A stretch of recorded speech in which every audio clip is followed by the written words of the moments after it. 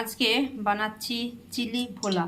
তার জন্য ভোলা মাছগুলো ধুয়ে নুন হলুদ তারপরে হচ্ছে গোলমরিচের গুঁড়ো, কাশ্মীরি লঙ্কার গুঁড়ো আর মাখিয়েছি একটু লেবুর রস আর কর্নফ্লাওয়ার দিয়ে আধ ঘন্টা ম্যারিনেট করে রেখে দিয়েছি।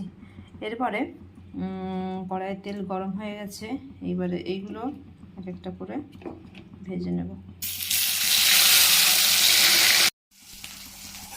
কড়াইয়ে তেল দিয়ে দিয়েছি, এরপরে এতে পেঁয়াজ কুচি, আদা কুচি, রসুন কুচি, ক্যাপসিকাম কুচি আর পাকা লঙ্কা কুচি দিয়ে এটা একটু হালকা ফ্রাই করে নেব। এখানে একটা সস রেডি করেছি, তার জন্য ভিনিগার দিয়েছি, সয়া সস, কাশ্মীরি লঙ্কার গুঁড়ো, tomato sauce, red chilli sauce, green chilli sauce আর জল দিয়ে একটা সস তৈরি করে নিচ্ছি।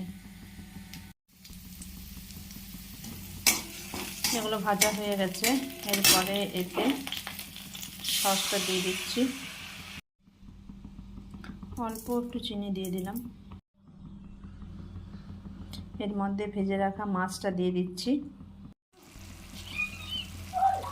আমার চিলি ভোলা হয়ে গেছে, উপর থেকে একটু ধনেপাতা দিয়ে গ্যাস অফ করে দিয়েছি।